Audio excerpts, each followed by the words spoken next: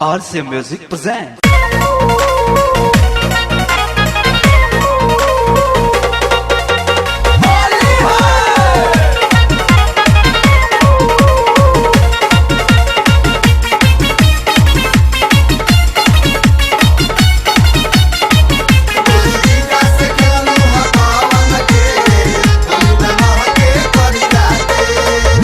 जी होली में रंगी न चोली देख ली ही दीदिया तरौए के बोली। जीजा जी होली में रंगी न चोली देख ली ही दीदिया तरौए के बोली।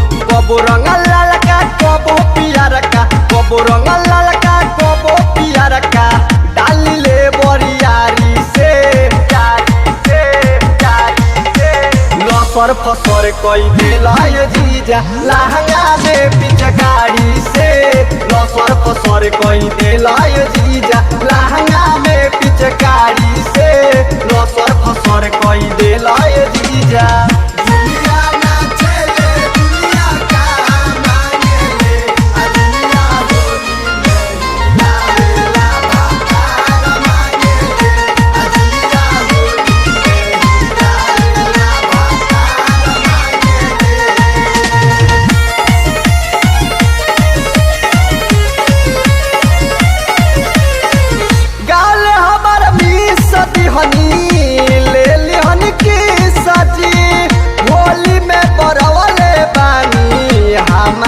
के खीस जी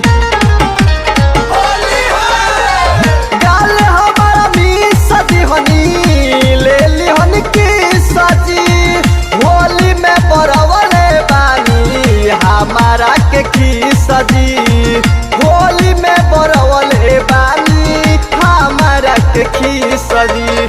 महकता मुहावा डाली ले मुहावा, महकता मुहावा डाली ले मुहावा, बोली ले रंगदारी से लसर फसर कोई दिला जीजा लहंगा में पिचकारी से। लसर फसर कोई दिला जीजा लहंगा में पिचकारी से। लसर फसर कोई दिला जीजा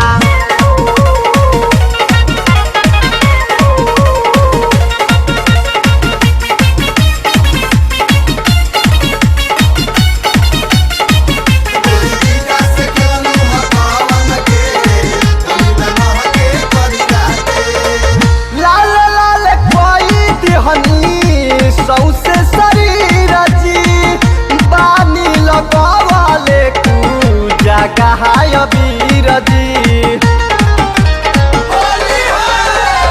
लाल लाल कोई दिहनी सौसे शरीर जी बानी लगवाले तू जगह वीर जी।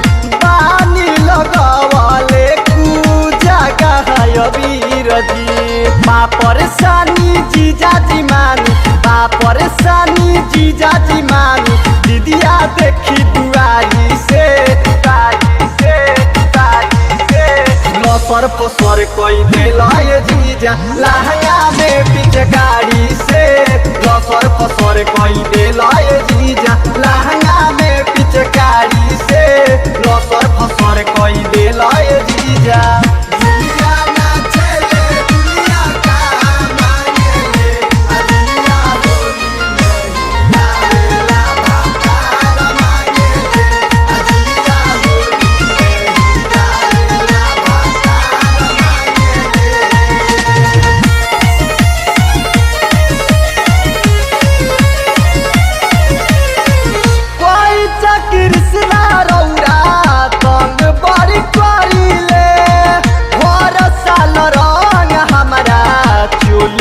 में धरी ले। कोई कृष्णा रौरा तंग बड़ी करी ले। हर साल रंग हमारा चोलिया में धरी ले।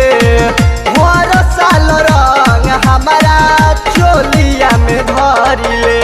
लभरा जी आई है ललन संजू, लभरा जी आई है ललन संजू, रंग लगावे गाड़ी से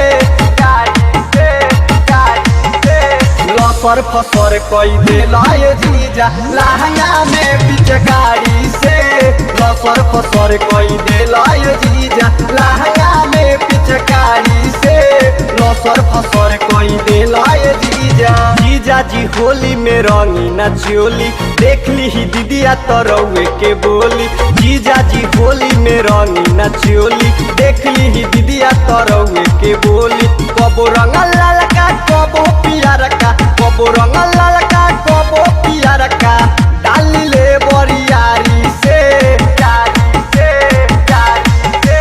लसर फसर कोई देला ये जीजा लहंगा में पिचकारी से लसर फसर कोई देला